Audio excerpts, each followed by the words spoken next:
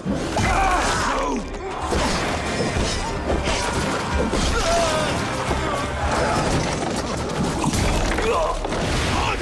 everyone, welcome to the Ubisoft Forward post show. My name is Yusuf McGeed, and this is Assassin Creed Valhalla. We're going to take a deep dive into about 30 minutes of gameplay, and we're joined by a very special guest here. Hey everyone, this is Philippe Bergeron, otherwise known as Fizz. I am the quest director on Assassin Creed Valhalla. So Fizz, we're setting up here for what looks like an epic encounter. Tell us exactly what's going on here. Yeah, so here we're midway through the quest that we're showing for UB Forward. Here we're looking at the assault of Berg Castle. So these are big moments that usually sort of culminate at the end of the story. And so here Eivor, our Viking raider, is taking a group of raiders and Fyrds into Berg Castle to go and take down Rued and his clan. So who exactly is Rued, and why does Eivor sort of want to pick a fight with him? Basically, Rued comes into play about halfway through this story arc, where at the beginning of the arc, this is something that happens before, Rued basically caused a lot of turmoil within the territory, and Oswald, who's the sort of elderman to inherit this territory, needs your help to take him down. Oswald having just been defeated in a previous quest, and so here this is revenge, but also accomplishing your ultimate goal. So Fizz, as you're talking, we're seeing some of the combat of Valhalla. Can you tell us a little bit about the changes to combat this time around? We wanted to basically add a lot of new mechanics to it. So we added like some dual wielding for the player, like a stun system in there. And we really needed to do this to sort of portray that sort of the brutality that comes with being a Viking in this day and age. So it sort of fits into that, the time and the character.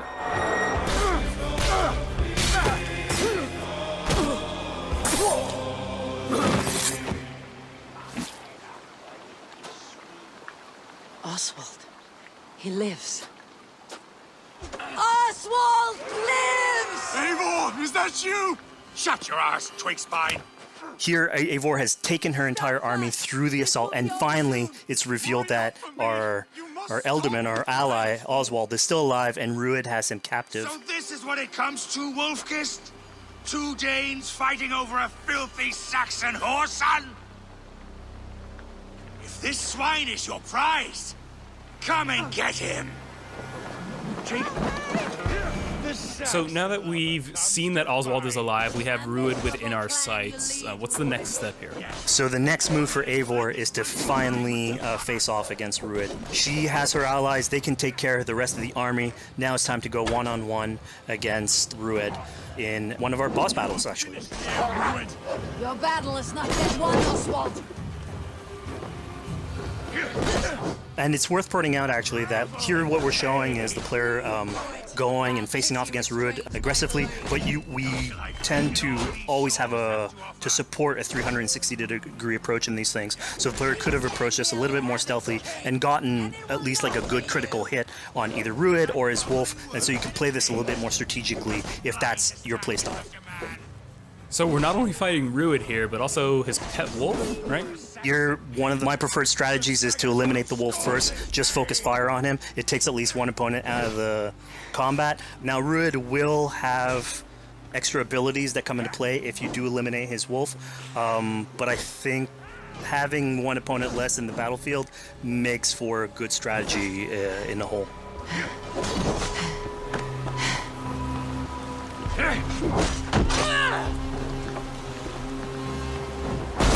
Your efforts. Only the cold dark of Niflheim awaits you. Valhalla is my destiny. That fate will not be met today. Why does they should be roomed, Wolfkist? Made thralls, not treated as equals. We are better than this. Than all of them. Do not drag me down to the sewage you wallow in. Why does a Dane fight tooth and nail for a Saxon? You throw in with these wastrels? These Argir swine? Eivor, no! He should be tried before God, a lawful assembly. Alright, so we've defeated Rued, we freed Oswald. What comes next? Oswald, in this case, prefers for Rued to be kept alive, and so you basically have to choose, are you going to go against his wishes or stay true to your nature? So we have this choice to make, but before we get into that, I want to rewind a little bit because we just did this big, grand assault, but Eivor couldn't have done it alone. She clearly had to recruit some folks along the way, get some troops, get some allies. So let's actually rewind and see how we went about first gathering those troops.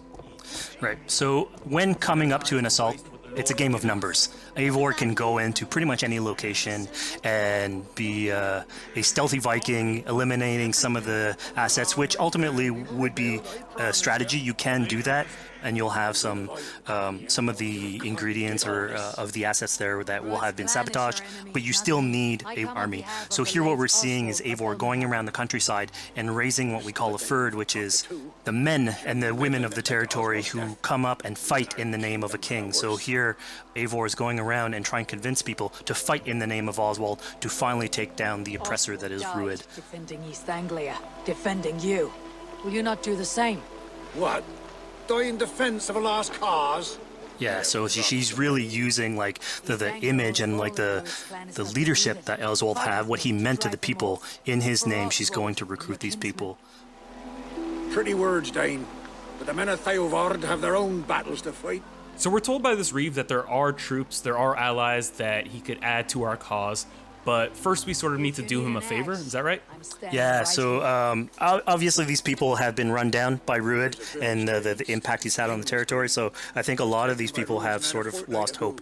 And so you need to show them that there is hope. And so here Eivor is basically helping them take back one of their prized locations by taking a couple men and raiding a nearby township, basically taking it back for the people and showing that there's a reason to continue fighting and then get them on your side.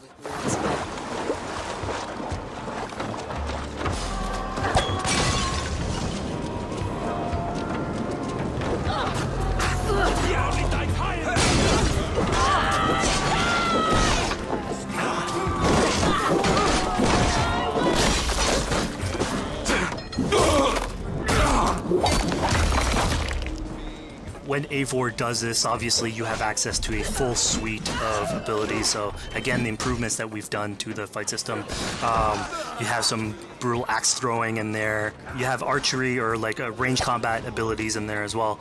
So really, again, like depending on what your playstyle is, you can customize your loadout and go in there how you wish.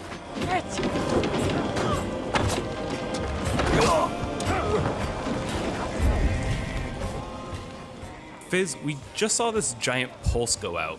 What exactly was that? So that is what we call the Odin sight. The Odin sight is basically our interpretation of the eagle vision from previous games, and we thought it was good to sort of bring that back. It's basically Eivor's intuition. It's how she perceives the world. When the player uses that, it'll highlight basically interactive objects, like things that will bring her an advantage. So we'll have arrows, like health consumables that are in there. So it really is like a good way of sort of understanding the world and showing you like things that you can go and touch. Yeah, I mean, speaking of things we can touch, we just picked up this awesome new weapon. It's something we wanted to play with on Assassin Creed Valhalla, where we have fewer weapons in the game, but you can invest in them more, so they become your weapon. And so depending what your preferred playstyle is or your preferred weapon type, then you can go and choose, I'm gonna fight with this weapon and invest heavily into that. Not only are we looting weapons, but we see something here called the Book of Knowledge. Can you tell us a little bit more about that? They unlock skills for the player. So here you can see the Valkyrie dive that has just been unlocked. We have these spread out throughout the world, so again, to promote exploration and discovery. As you travel through the world and you explore locations, you can find these books that will add abilities that you can go and invest in, put into your loadout, then go into the different locations with the different quests in the game and use those depending on what your playstyle is. Now we've recaptured this village, we've secured more troops for our assault. Let's jump back now and figure out what we want to do with Rued. The rightful king of East Anglia has spared your life today, and so it will be.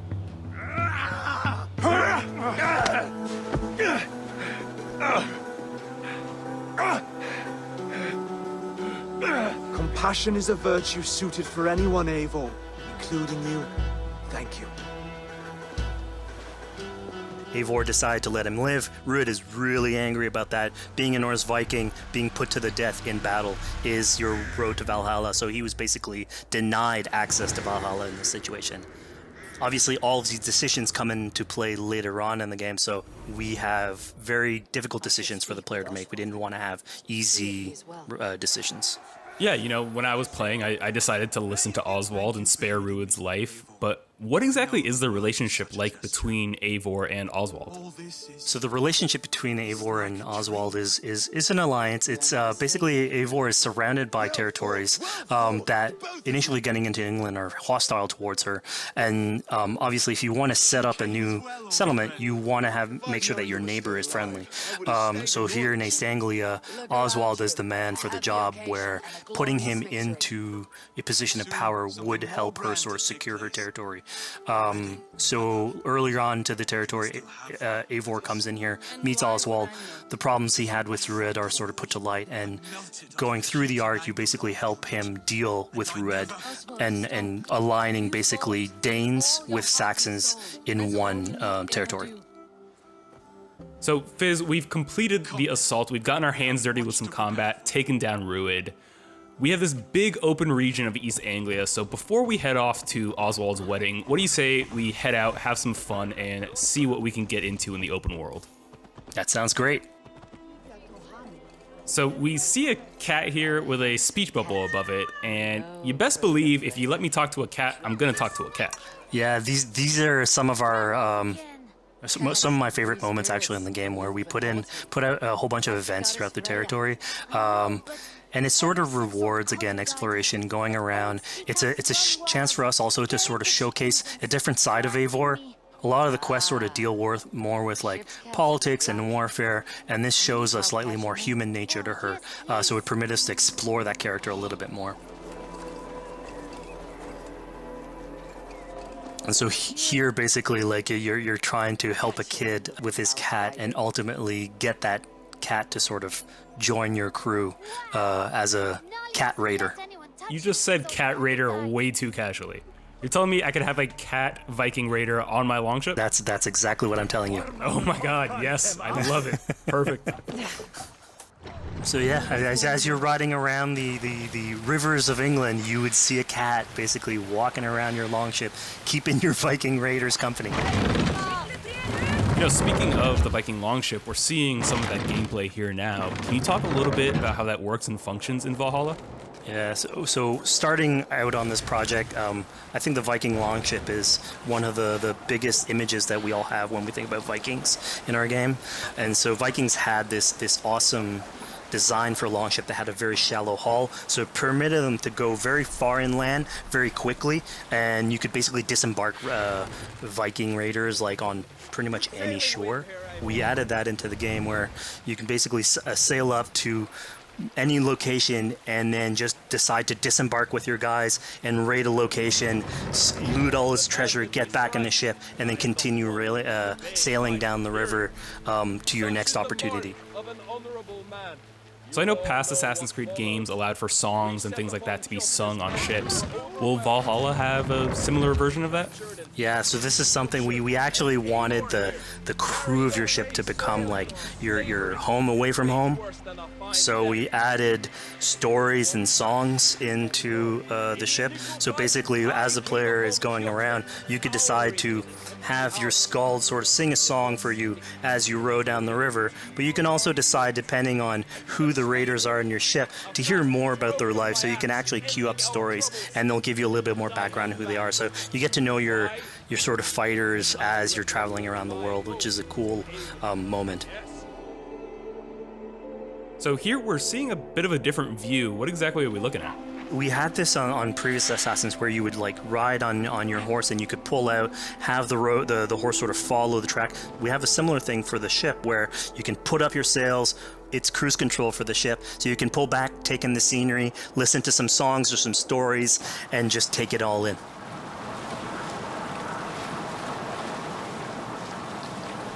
So, you know, speaking of Viking songs, we have an activity here that's not exactly singing, but kind of related, right?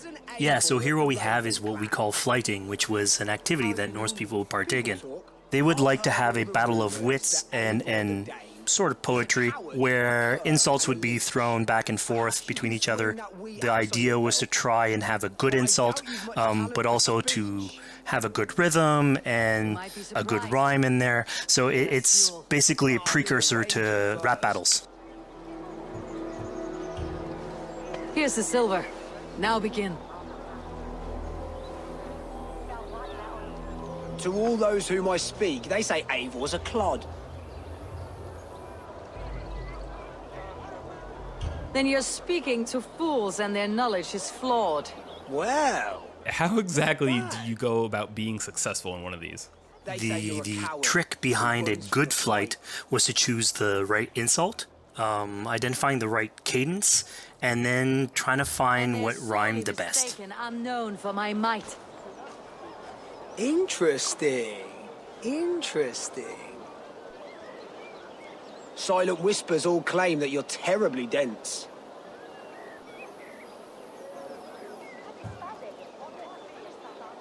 Then you've clearly misheard them. My wit is immense.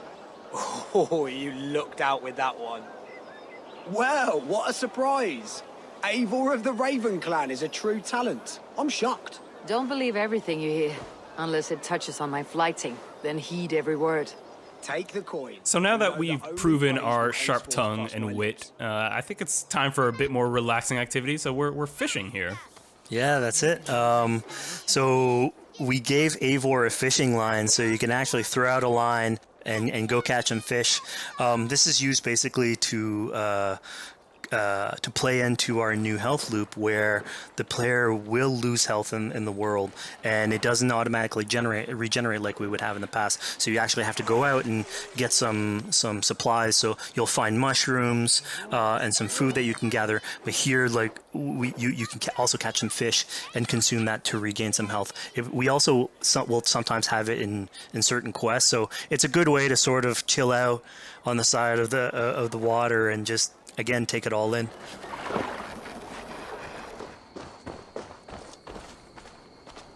So this is what we call one of our offering altars. So the idea is that you find these around the world and you make offerings to it. So it'll take like animal parts and stuff that you can find throughout the world.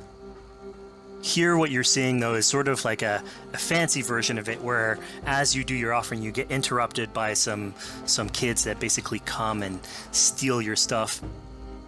So it's just a way for us to sort of showcase that like the systems and the activities in the world can sort of play in with some quests and some little events. So it's our way to sort of dress up these moments and make it all fit inside the whole experience. Yeah, this seemed like a really sort of unexpected turn for what I thought was going to be kind of a simple interaction. Yeah, and it's really what we were trying to do with these events is to give another dimension to Eivor, other than just, the pure rar Viking or the politician. Because you can imagine at some point that will grow old if you're always telling that version of the character. So it lets us really go into the depth of who is Eivor, what motivates her, how she can interact with the world outside of warfare and politics. But your stealth needs work. We were close. And it also showcases like a different facet of the world at the same time. It's not only Eivor. So it just widens the breadth of the stories that we can tell. So who exactly are these two children?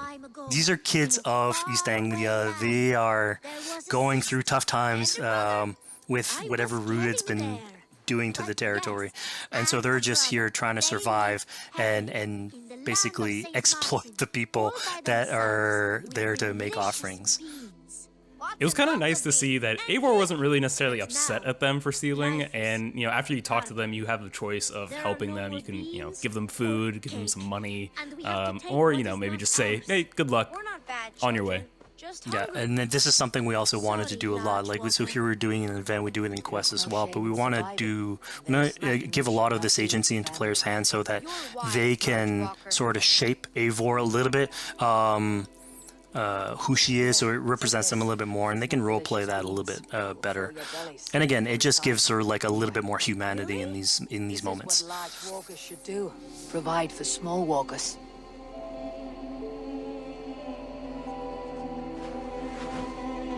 Here, large walker. A necklace? Yes, it's a St. Martin seal. You're welcome here anytime, large walker. You're one of us now. Visit us, okay? I will. Take care now, small green walkers. So I think AC veterans might recognize this here, but what exactly is Eivor chasing down? Yeah, so here you're seeing Eivor running down one of our tattoo images. So this is challenging the player on free run abilities, but also for fans of the series, sort of pulling at their heartstrings for some beloved features. So are we going to be able to tattoo Eivor? Yes, by collecting these tattoos, you actually bring them back to your settlement, and then you can customize different body parts, having different tattoos everywhere. So again, another form of expression, and it's sort of to represent that Viking culture. Fizz, one of my favorite things when I was just out there exploring East Anglia was coming upon a house or a building and realizing that there was a chest inside, but that there was no easy way in. And in this case, I saw all the doors were barred, but I knew that because there was a chest in there must have been some way to get inside. So I went around the back and, found a way in. Yeah, I'm glad you actually caught on to that. You're pointing at something that we wanted to work on a lot on Valhalla, where we wanted the exploration to make you feel smarter. So we played a lot with puzzle solving, so making sure that every house that you find sort of appeals to you, like it draws your attention, and then when you want to come and explore, it's not given to you. You still have to work for it a little bit, so it'll challenge you on your observation skills, logic, just trying to find how do I get into this. So we play a lot with level design, quest design to offer challenges to players, and you basically come out of it like with a better feeling for the exploration, but you also get to see more of a story behind any of these locations, which we've crafted. So it gave us a little bit more time to sort of slow down the experience and tell a different version of a story.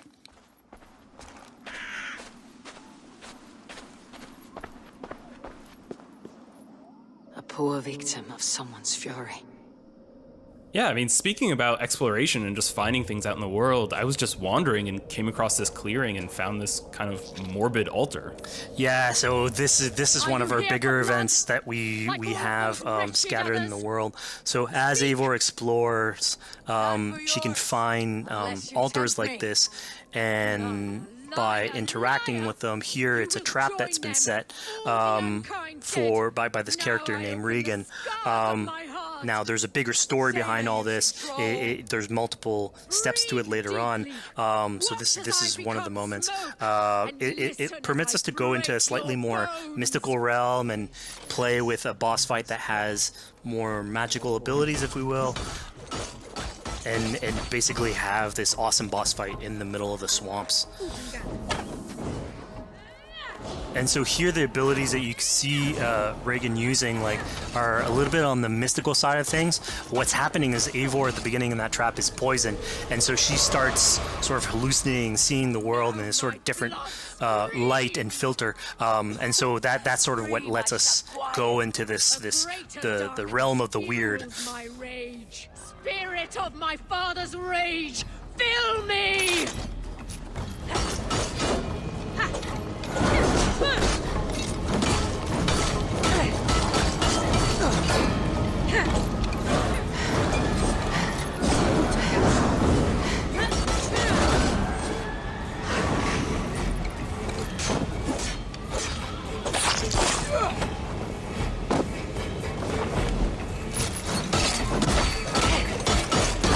Enough, it's cracking and crunching.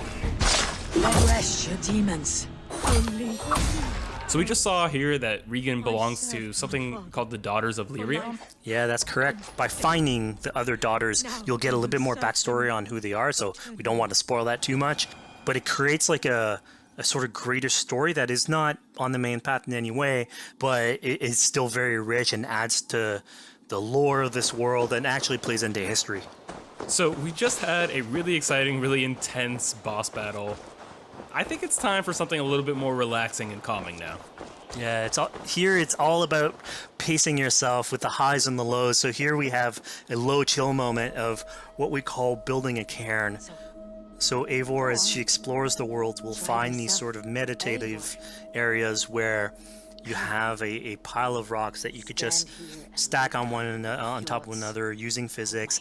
And I mean, yeah, the ultimate goal is to try and get the highest pile of rocks, but really it's about taking in the sights, relaxing, taking a step back, and just building something. Together we stack stones into cairns. These? Yes. Think of this as a test of mind and wit.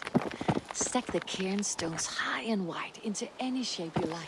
I mean, you can spend as much time as you want building these things, making them as high as you want, as weird as you want. I'm sure like a lot of these stuff will end up on the internet, like people comparing structures. And the cool thing is that once you've built it and you decide to get out of it, it sort of stays there. And so that's yours, right? And until the moment where you come back and you want to build a new one. It's sort of cool that we were able to give that to players to express themselves.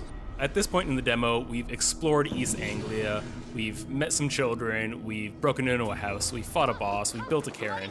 I think now it's finally time to go and head off to Oswald's wedding. Yeah, so this is the moment it's all been building up to. By the moment you get into the territory, it's sort of like mentioned by Oswald that he's trying to get married with his Dane lady. And so as you go through the arc, that's sort of like the underlying thread. Really, it's about Rued creating turmoil in the territory and helping Oswald sort of get above that and show that he's a good leader. And so you finally, after going through all of that arc, finally get these two together, go through their wedding, and you're invited to attend the ceremony. And then all the activities and fun times that comes afterwards. Yeah, as much as we've seen the brutal side of England, it's nice to see, the joyous side of it as well. Yeah, and it's something we really wanted to play on in Valhalla, where being a Viking is not only about being a raider or a warrior. I mean, there's revelry, there's feasting, there's partying that goes, and like if someone knows how to party, it's a Viking. And so here, this is one of our opportunities to sort of show what a sort of Viking gathering is. And what's cool here is it's a good alliance of Norse culture with Saxon culture, sort of smashing those two things together and building bridges. Yeah, I mean, what's a wedding without some drunk archery, right? Yeah, so like, anything can happen in a Viking event, right? Eivor, yeah, here, just get drunk, shoot some arrows. Barely a challenge. Steady all, and ready yourself for the wedding race. The king and his bride against all! My king! He... So here we see the decision I made to spare Rued came back to bite us. Yep, that's the decision you made, coming back. So as we said before, all of your decisions have consequences, and this is a big one. I challenge you. I accept. You're basically presented with the option to sort of step in for Oswald, fight the fight for him, or let him go and fight his own fight. Yeah, personally, I chose to fight myself because I thought Eivor is the type of person who likes to finish what she started. Plank by plank, and a dead king cannot keep his oaths. Let me finish this. Oswald, you gutless Arya swine! I'll slay the wolf-kissed, then hang you with your own tongue. How does this encounter with Rued differ from our previous fight with him? So at this point, you've eliminated his wolf, so it's just him. And so he's angry at this point, and so he will start using his big gun abilities like fairly earlier on in the fight. So it's way more vicious, way faster. There's less strategy. He goes literally swords blazing at you. And so this is a fight to the death.